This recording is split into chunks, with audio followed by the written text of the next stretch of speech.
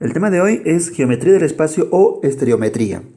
Estudia la forma y extensión de las figuras geométricas cuyos puntos no están en el mismo plano, sino en el espacio tridimensional.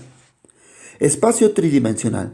A dicha idea tenemos dos postulados importantes. Y ojo, tienes que tenerlo muy presente. A. Dada una recta cualquiera L, hay por lo menos un punto P tal que P no pertenece a L. Y B, dado un plano cualquiera M, hay por lo menos un punto P tal que P no pertenece a M. ¿Ya? Tenlo bien presente, si es posible trata de verlo, ¿no? Si es posible grafícalo. A ver, ¿qué dice en la primera parte? Dada una recta cualquiera L. Muy bien, dibujaré una recta cualquiera L. Trazo por acá una recta cualquiera, ahí está, una recta cualquiera L. Perfecto. Muy bien, ahí está la recta L, ¿sí?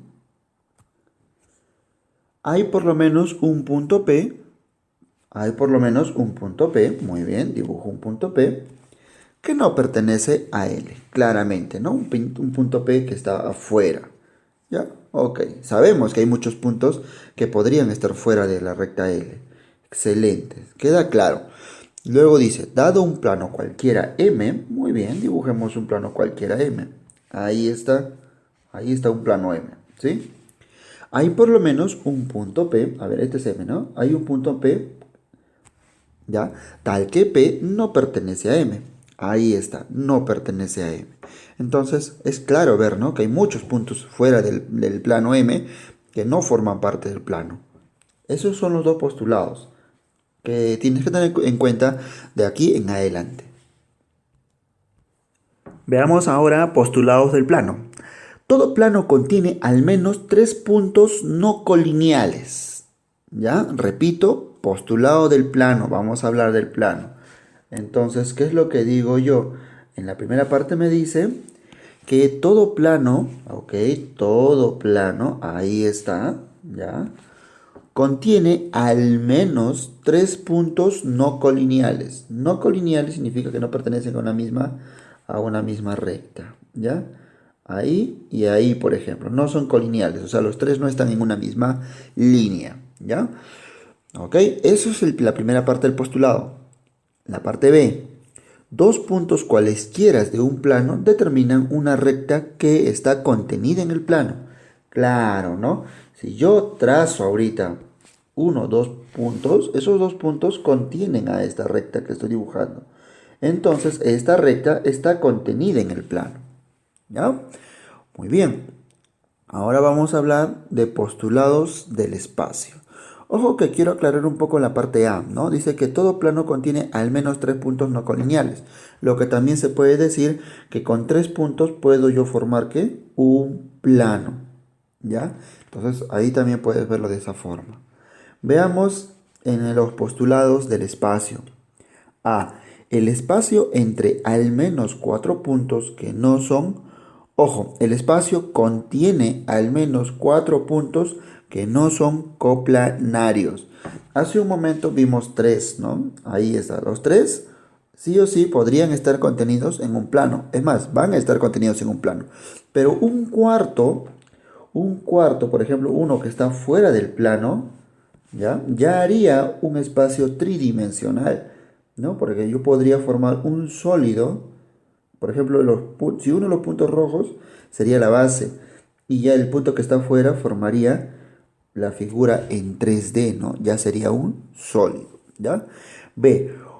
Entonces, ahí viene el postulado del espacio. Ahora vamos a ver la opción B. Dice, el postulado B. Por un punto del espacio pasan infinitas rectas. Claro, sobre este punto del espacio, por ejemplo, que está afuera, puedo pasar infinitas rectas, ¿sí?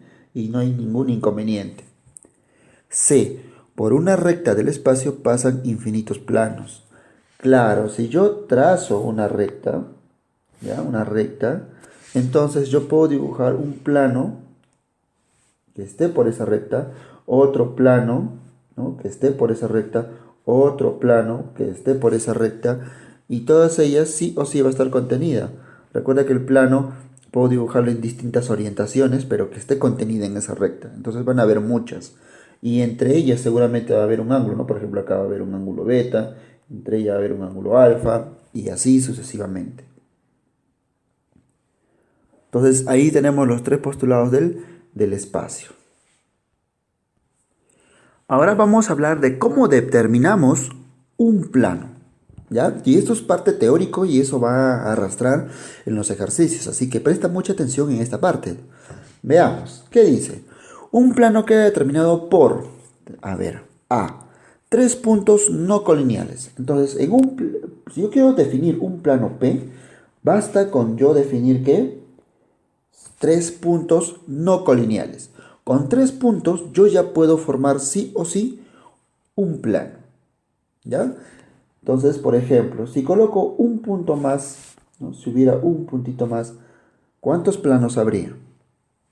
Entonces yo, por ejemplo, acá coloco el D. Entonces estos tres me generan un plano. Estos tres me generan un plano, ¿no? Estos tres me generan un plano. O sea, ya vas viendo varias opciones para poder generar ¿qué? Un plano. Pero recuerda que sí o sí, un plano está formado sí o sí por mínimo tres puntos, ¿sí? Y si yo quisiera saber cuántos planos como máximo podrían haberse formado por, por ejemplo, ¿no? por, por tres puntos o un conjunto de puntos, ya tienes que saber que las agrupaciones van a ser de A3, ¿ya? De A3. Ya vamos a resolver algunos ejercicios para esta primera parte para que lo entiendas muy bien. Los ejercicios que nosotros seleccionamos alimentan mucho a la parte teórica. Veamos B. Una recta y un punto exterior a ella.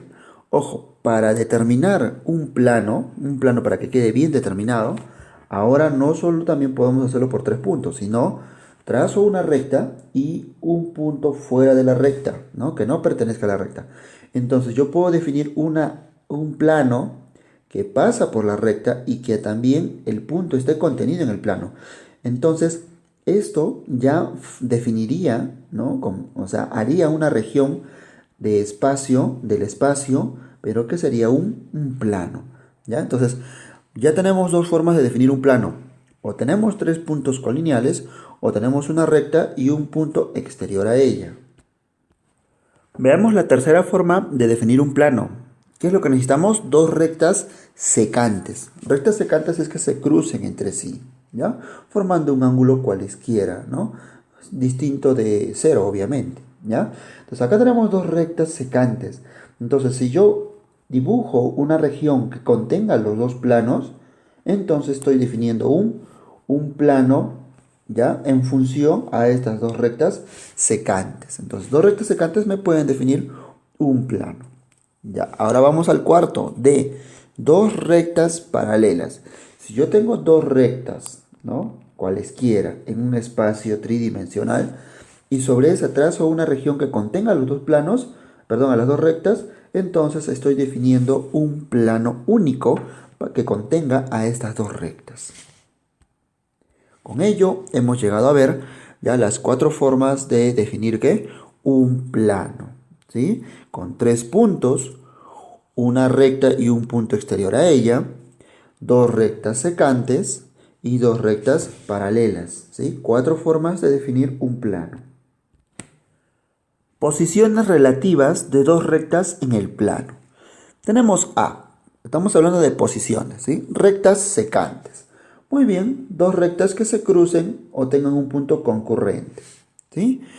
Rectas paralelas. Muy bien, yo tengo dos rectas paralelas dentro de un plano. Ahora estamos hablando de posiciones relativas de dos rectas en el plano, ¿sí? Cómo se vería en un plano. Entonces tú dibujas una región, ahí está el plano, y sobre ella dos rectas que se cruzan serían rectas secantes. Dibujo el plano y dibujo dos rectas que por más que se crucen o los extienda, no se cruzarían, solo en el infinito. Entonces estas rectas serían paralelas. C, tenemos lo que son rectas coincidentes, ¿no? Cuando se superponen, para lo cual basta que tengan dos puntos comunes. Por ejemplo, si para L1 yo defino este punto y este punto, sobre ese punto trazo la recta que une esos dos puntos y sería la recta L1. pero esos dos puntos también puedo unir para formar L2. Entonces, eso es lo que intenta decirte. Basta que las rectas tengan dos puntos comunes, son rectas coincidentes, ¿no? También llamadas colineales, ¿ya? Entonces, rectas coincidentes. Y D tenemos las rectas aleaviadas, llamadas también rectas que se cruzan. Son aquellas rectas que no están en un mismo plano y no tienen ningún punto común. ¿Qué quiere decir? Esta recta, por ejemplo, L1, está contenida en un plano distinto a L2, ¿no? A la otra recta. Estas rectas seguramente, si yo los extiendo, visualmente quizás una se esté cruzando con la otra. Es cierto, se están cruzando, pero no significa que tengan un punto de cruce en común. Significa que una está más acá arriba y la otra está pasando por mucho más abajo, si tú lo quisieras ver desde una vista de observador, ¿no? Tú podrías estar en la parte superior, entonces, pero si te pones a un costado, podrías darte cuenta que estas rectas posiblemente estén así, ¿no? Una está por acá y la otra esté atravesando por acá, y no se están cruzando, simplemente hay un espacio entre ellas.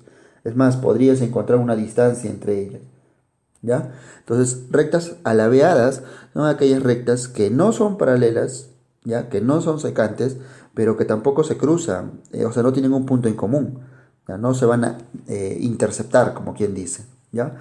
Son rectas que están en distintos planos y que solamente se van a cruzar, ¿ya? Se van a cruzar, pero que no tienen un punto en común, ¿ya? Es distinto a rectas secantes. Secantes es cuando se cortan, ¿verdad? Acá no se van a cortar, ¿ya? Solo se cruzan, pero no hacen contacto entre ellas. Aquí, por ejemplo, se cruzan, pero no significa que haya un contacto. Este punto de acá no es un contacto, podría ser esta parte de acá. Así, separadas, ¿ya? Entonces, ¿y eso por qué se da? Porque están en distintos planos. Posiciones relativas de una recta y un plano. Dados una recta L y un plano M, que pueden estar situadas en tres distintas maneras. Veamos la primera, que sean secantes. Cuando se intersectan, ¿no? La recta y el plano solo tienen un punto en común. Claro, si tú tienes el plano y trazas una recta cualquiera que no sea del plano, entonces la atravesará, lo cortará por un punto y continuará avanzando. Entonces a eso le llamamos secantes, ¿no? La recta corta en un puntito al plano M.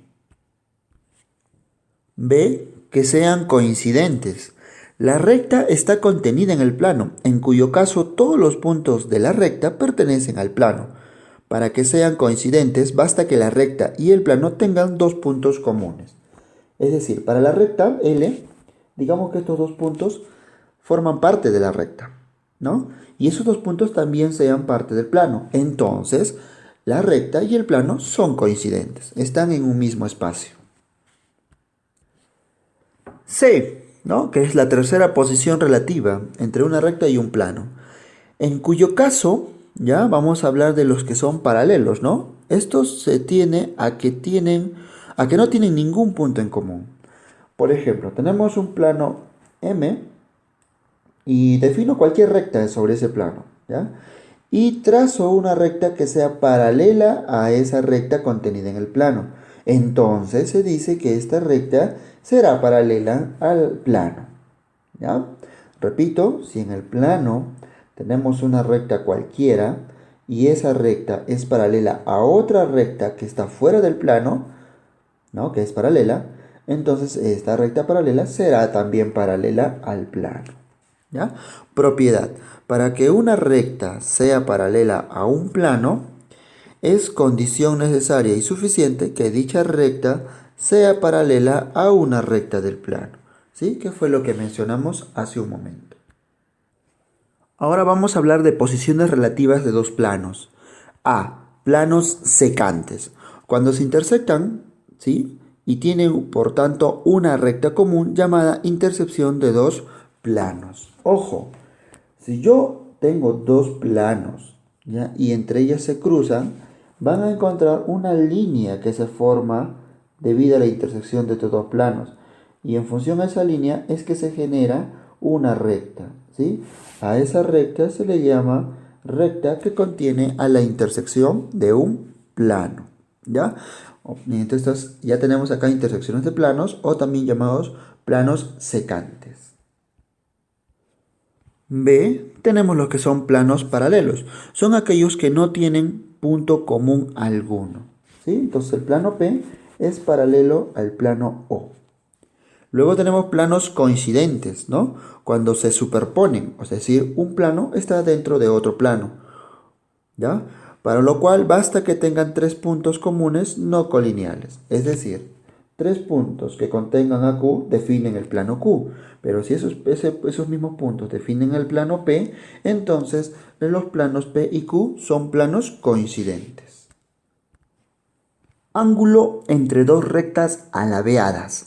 Sabemos que son rectas alabeadas, ¿verdad? Que no se cruzan, o sea, que no van a tener un punto en común en el cruce. O sea, son rectas que no son secantes entre sí, ¿ya?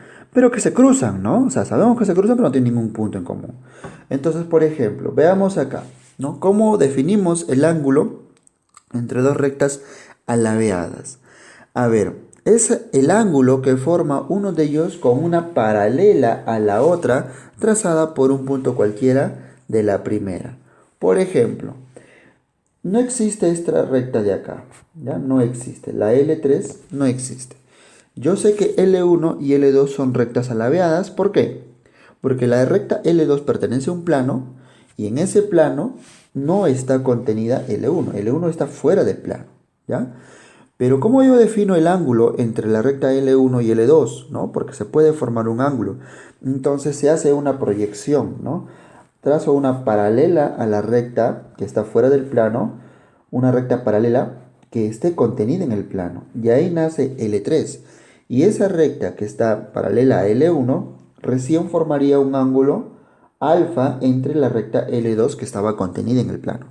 Entonces es así como nace el ángulo entre dos rectas alabeadas. También tenemos rectas que son ¿qué? Perpendiculares. Son aquellas dos rectas que al interceptarse o cruzarse en el espacio forman un ángulo recto, ¿verdad? No está difícil de entender esa parte. Ángulo de una recta secante con un plano. Es el ángulo que hace la recta con su proyección sobre el plano, ¿ya? A ver, vamos a ver esta parte, ¿no? Trazo una recta cualquiera, ¿ya? Una recta secante con un plano. Por ejemplo, ¿no? Lo que vimos hace un momento. Yo dibujo un plano, ¿ya? Cada uno de los conceptos que tú veas en esta parte de geometría, siempre es bueno tratar de interpretarlo, ¿no? Voy a suponer que por aquí lo están atravesando, ¿ya? Justo por acá. Entonces, como supuestamente lo intercepta en un solo punto, entonces tenemos que ver que aquí ya solamente es así, ¿no? Imaginario, ¿ya? Entonces, veamos, ¿qué está sucediendo acá? ¿Cuál es ese ángulo de una recta secante con un plano? Ok, si este es el plano, ¿ya? Entonces trazo su proyección de la recta, ¿no? Se supone que esta recta continúa. Entonces trazo su proyección. Ahí está, ¿no? Su proyección. Si a mí me dicen, ¿sabes que una recta forma 30 grados con el plano? Trazas la proyección. Entonces, esta línea que ves acá punteada, esta de acá, sería como la sombra de esta recta L que está saliendo, ¿no? Y eso se llama proyección. Entonces, este sería su proyección, ¿ya? Y entonces el ángulo, este sería el ángulo formado de la recta sobre el plano, ¿ya? Que cae básicamente sobre su proyección. Luego tenemos distancia de un punto a un plano. Es la longitud del segmento perpendicular trazada del punto al plano. A ver, yo tengo un plano cualquiera, ¿sí? Un plano cualquiera. A ver, dibujemos ese plano cualquiera. Ahí está el plano. Y si fuera del plano yo trazase un punto cualquiera, ahí por ejemplo, y yo quiero saber cuál es la distancia que hay entre el punto y el plano, entonces desde el punto trazo perpendicularmente, ¿no? Trazo una línea perpendicular al plano. Si ya forma 90 grados con el plano, entonces esa sería la distancia, ¿ya? Entonces, y va a haber muchos ejercicios donde te digan o te pidan que coloques ese dato. Entonces ya sabes que vas a formar un ángulo de 90 grados. Listo. Luego viene lo que es menor distancia entre dos rectas que se cruzan. Ojo, rectas que se cruzan. Está hablando de rectas alabeadas, ¿ya? la palabra cruzan significa que visualmente, o sea, tarde o temprano se van a cruzar, pero no significa que sean ¿qué? Secantes, ¿ya? Para que tú veas que tienen un punto en común cuando dos rectas coinciden, a eso se le llama rectas secantes. Pero cuando se refiere a rectas que se cruzan, está hablando de rectas alabeadas, ¿ya? Entonces, ¿cuál es la menor distancia? Es la longitud del segmento perpendicular común a ellas, ¿ya? Es decir, si yo tengo rectas, por ejemplo, una por acá, a ver, perdón, vamos a dibujar rectas. Yo tengo una recta por aquí, ¿no? Por ahí está, una recta por acá, otra por acá. Y yo sé que esta es otra recta, alabeada, ¿no? Alabeada, ¿ya? Que solo se van a cruzar, pero no tienen ningún punto en común. Entonces, ¿cuál es la distancia, la menor distancia entre estas dos rectas que se cruzan?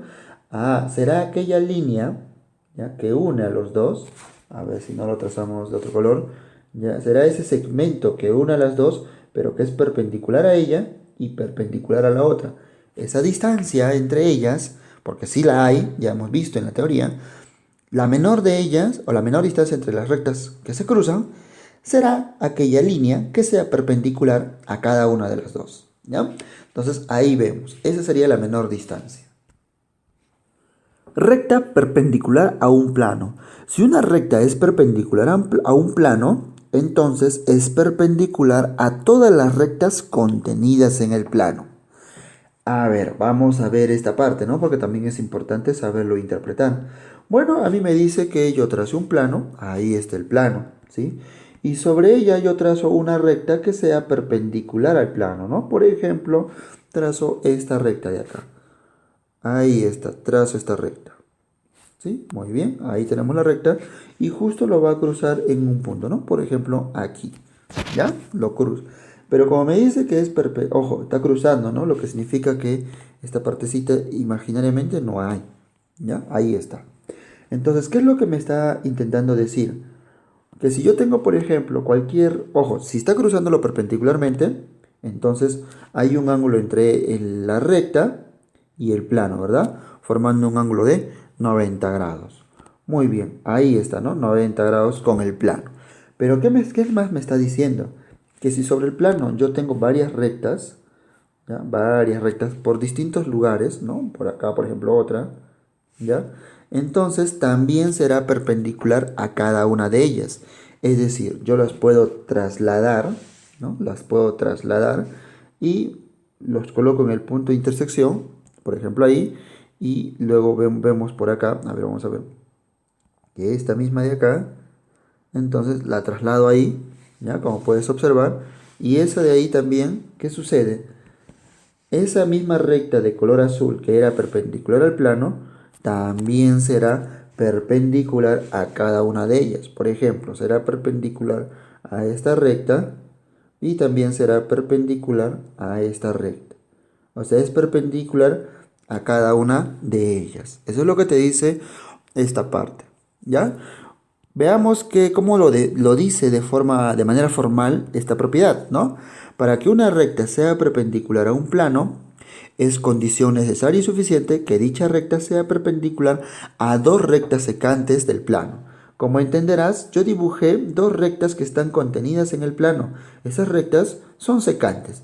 Si esas dos rectas secantes que se cruzan en un punto y en ese punto es perpendicular a una recta que no está en el plano, entonces esta recta será perpendicular al plano que contiene a estas dos rectas, ¿ya? Es una consecuencia en sí, ¿no? Entonces ahí tenemos la interpretación. Veamos un teorema que es muy importante, así que presta mucha atención. Teorema de las tres perpendiculares. A ver, ¿qué dice el teorema? Si desde el pie de una perpendicular a un plano trazamos una segunda perpendicular a una recta cualquiera del plano, entonces toda recta que une el pie de la segunda perpendicular con un punto cualquiera de la perpendicular al plano será perpendicular a la recta del plano. Veamos qué quiere decir. Vayamos por pasos, ¿ya? Yo tengo ahí el plano M, ¿sí? Muy bien, el plano M. Luego trazo una recta perpendicular al plano. Muy bien, ahí está. En este caso hemos hecho P, ¿sí? Que es perpendicular al plano, ¿ya? Luego Este sería el pie, ¿no? El punto A es el pie, ¿ya? Es decir, justo ahí donde se están cruzando la recta perpendicular al plano, justo en ese punto. Luego yo trazo una recta cualquiera, ¿no? Por ejemplo, aquí. Esta es una recta cualquiera, ¿ya? Una recta cualquiera. A mí me dice el teorema que si yo uno del pie de la perpendicular a un punto de la recta cualquiera del plano, acá a la recta BC, ¿no?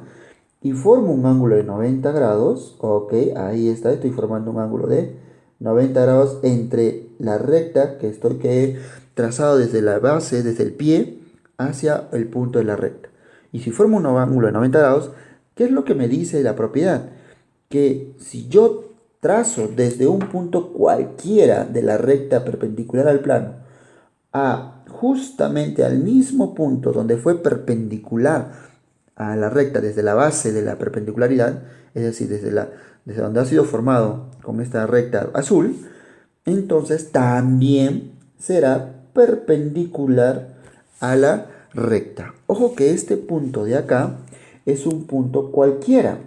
Puede ser por aquí, que también si yo lo uno, perdón, que si yo lo uno, entonces este también será 90 grados con la recta. Eso es lo que te está intentando decir, ¿ya? Entonces, este es el teorema de las tres perpendiculares. Vamos a hablar ahora de lo que es un ángulo diedro. Es la figura formada por dos semiplanos que contienen la misma recta de origen común. A ver, semiplanos o planos secantes, ¿no? Que se van a cruzar, ¿ya? A los semiplanos se les llama caras y a la recta común se le llama arista. A ver, aquí por ejemplo tenemos el semiplano P, ¿no? Eso se le sería una cara. Acá tenemos el semiplano E, sería la segunda cara, ¿sí? Y el cruce de los dos planos formaría una línea, ¿verdad? Ahí está. ¿Y cómo se llama esta línea que estoy trazando? A eso se le llama ¿qué? Arista, ¿ya? Veamos, parte A. Veamos qué me dice en la parte A. La medida de un ángulo diedro, ya dice que el ángulo θ es un ángulo diedro, ¿sí? Vamos a ver por qué. Está dada por la medida de su ángulo plano o rectilíneo, que es aquel ángulo determinado al trazarse por un punto cualquiera de la arista AB dos rectas perpendiculares a la arista, una contenida en cada cara. Por ejemplo, si yo quiero definir el ángulo diedro entre el plano P y E, yo escojo un punto cualquiera, ahí está, ¿no? Y de ella yo trazo perpendiculares a la recta AB. Trazo perpendiculares, por ejemplo, de aquí trazo una perpendicular, ahí está, tenemos mi primera perpendicular. Luego de aquí trazo otra perpendicular, justo del mismo punto, ¿no? Y yo sé que esta también es perpendicular a la recta AB.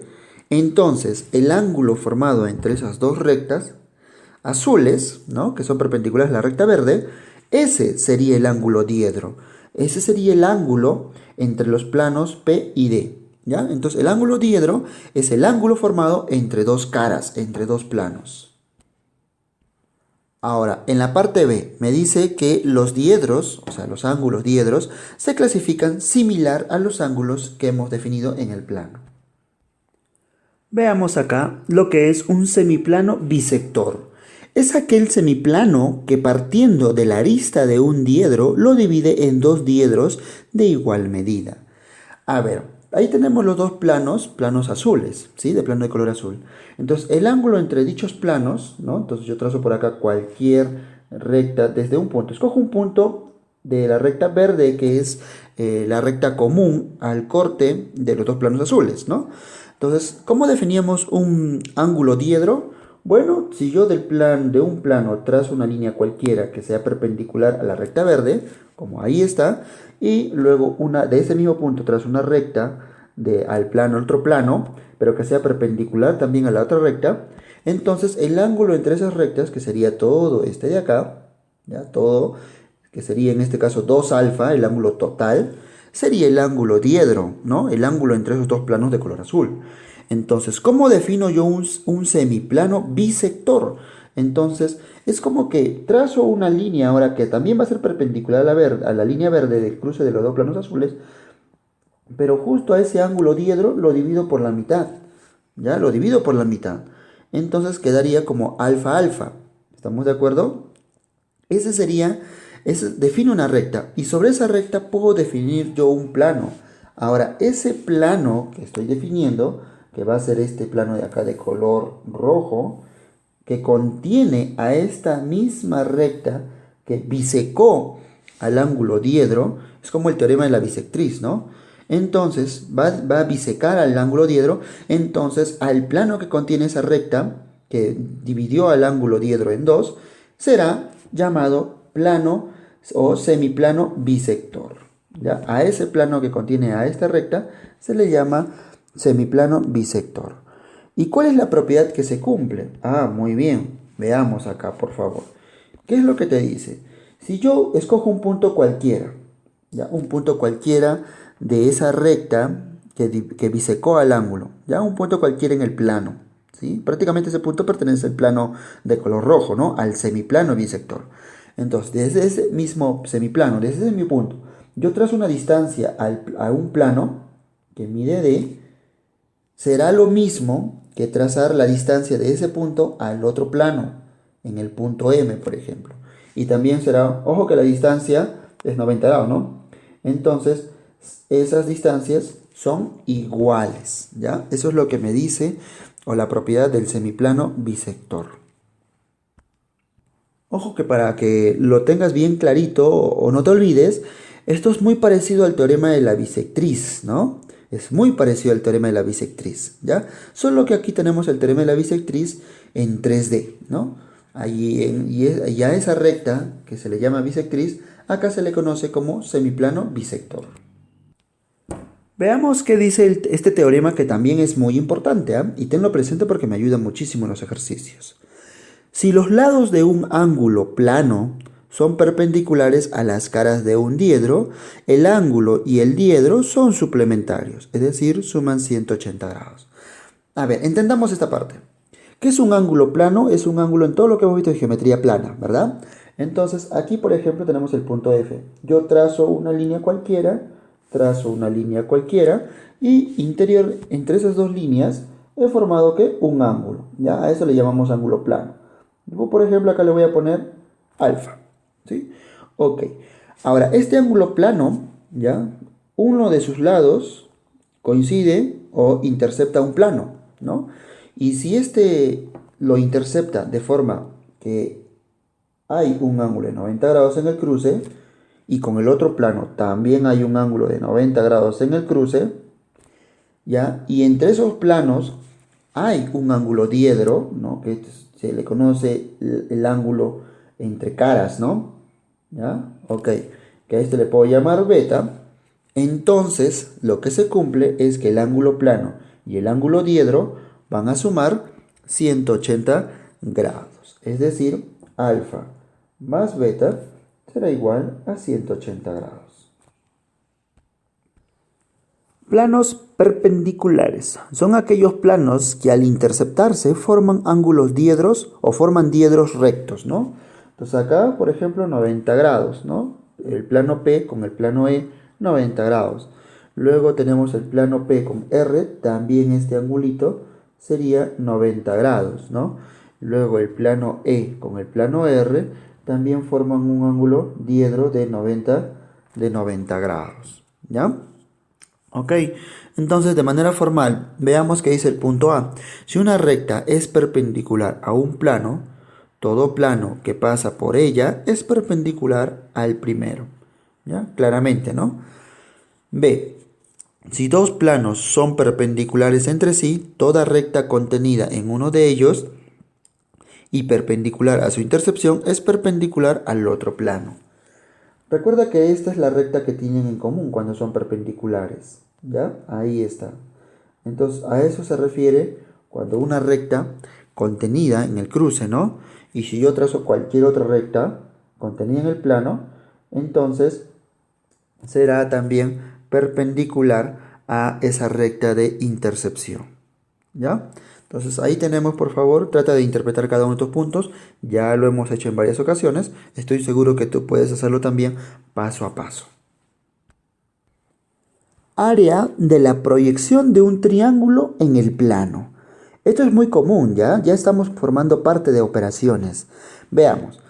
Ahí tenemos una región, una área triangular, ¿no? ABC, que está en un plano, ¿verdad? Que está contenida en este plano. Muy bien. Si yo quiero hacer la proyección de cuál sería su área, pero en este plano de acá, en ese plano, entonces me doy cuenta que entre el plano y el otro plano hay un ángulo diedro, ¿no? Llamado ángulo teta, ¿ya? Es el ángulo diedro.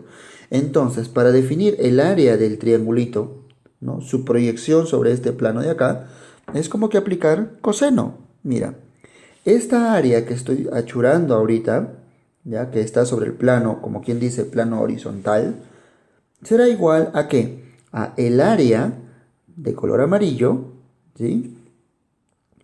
Por el coseno del ángulo, ¿ya? Y si quisiera hacer la proyección sobre un plano que es perpendicular también a este plano, es decir, estos dos y este de acá forman un diedro de 90 grados, entonces con el otro sería seno, ¿sí? ¿Te acuerdas?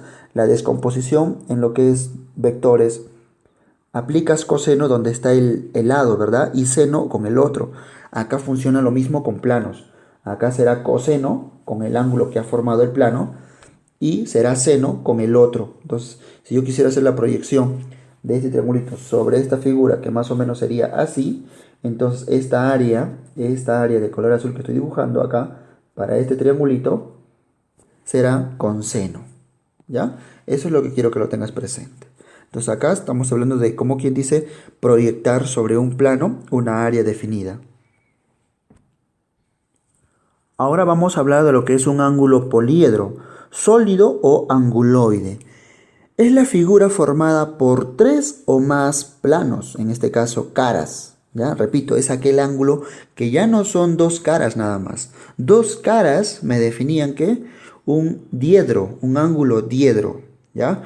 Pero ahora cuando está formado ese ángulo por varias caras, ya toma otro nombre, ¿sí? Entonces, esas caras que se cortan 2 a 2 y cuyas intercepciones, que sabemos que se llaman aristas, concurren en un mismo punto, a ese punto lo denominamos como vértice, ¿ya? En otras palabras, al ángulo poliedro lo vamos a definir al ángulo que hay en un vértice, ¿ya? Que son varias caras. Definamos entonces lo que es un ángulo triedro. El ángulo triedro es un anguloide de tres caras, ¿ya? Nada más es un ángulo formado por tres caras, tres aristas y tres diedros. Diedros es ángulo entre caras, ¿verdad? Es el ángulo poliedro de menor número de caras que puede haber. Ojo, estamos hablando del ángulo poliedro, ¿ya? Muy bien, no pudiendo ser más que convexo. A ver, veamos aquí en la figura para definir el ángulo triedro. Veamos cuántas caras hay. Entonces aquí, por ejemplo, aquí tenemos una cara, ¿no? Por acá tenemos otra cara y al fondo, ¿no? Tenemos otra cara. Ahí está. Tenemos tres caras, ¿no? Entonces esa cara, esa última cara que hemos achurado, con esta cara que tenemos acá, forman un ángulo diedro alfa. Luego entre esta cara y esta cara forman un ángulo diedro gamma. Y entre la cara del fondo con esta cara de acá forman un ángulo beta. Entonces, para el ángulo triedro hay tres ángulos diedros, ¿ya? ¿Y cuál sería el ángulo? Ah, muy bien, acá tenemos una cara, acá tenemos otra cara y la cara del fondo, ¿no? Entonces, entre esas tres caras hay un vértice, ¿no? Aquí, justo hay un vértice. Entonces, el ángulo de esas tres caras, ese sería el ángulo triedro, ¿ya? Formado por tres caras. ¿Cómo se define un ángulo triedro? Muy bien, primero te van a dar el vértice, ¿sí? Y luego las líneas o las aristas A, B y C, ¿ya? Y con ello ya sabes que ese punto es un ángulo triedro. Propiedades de los triedros. A. En todo triedro, una cara es menor que la suma de las otras dos, pero mayor que su diferencia. ¿Ya? De las caras, estamos hablando de un ángulo triedro. Esto es como la desigualdad o la existencia de un triángulo, ¿no? Una cara es menor que la suma de las otras dos caras, pero mayor que la resta de las otras dos caras. ¿Ya? Caras, son áreas. ¿Ya? B. En todo triedro, la suma de sus caras es mayor que cero, pero menor que 360 grados. ¿Ya? Ok, la suma de sus caras. ¿Ah? C. En todo triedro, a mayor cara se opone mayor diedro, ¿no? Mayor diedro, ¿ya? Igual que en un triángulo, ¿no?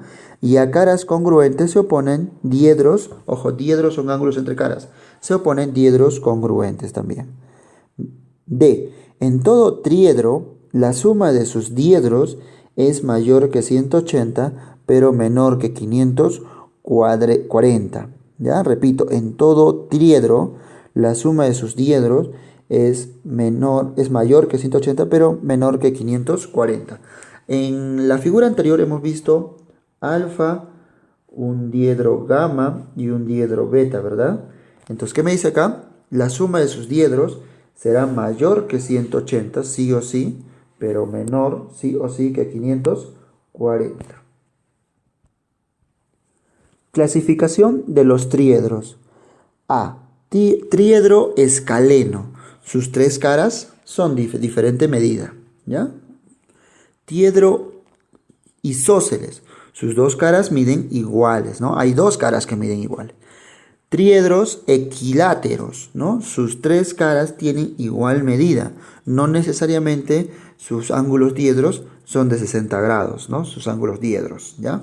Es decir, el ángulo entre cara y cara no necesariamente va a ser 60. Triedro rectángulo. Una de sus caras mide 90 grados.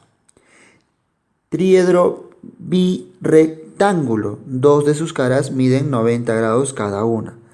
Triedro trirectángulo. Sus tres caras miden 90 cada uno. Triedro simétrico. Es aquel formado por las prolongaciones de las aristas de un triedro. Triedro polar o suplementario. Dos triedros son suplementarios cuando las caras de uno de los suplementarios, de los suplementos, de los diedros del otro. Ojo, son suplementos del diedro del otro. ¿Ya? Repito, triedro polar o suplementario son aquellos dos triedros son suplementarios cuando las caras de uno son los suplementos de las caras del otro triedro. ¿Ya? Hablemos de los poliedros, ¿sí? Son aquellos sólidos, ¿ya? Limitados por 4 o más regiones poligonales, es decir, planos, ¿ya? Mínimo tiene que haber 4 planos. No coplanares llamados caras, ¿ya?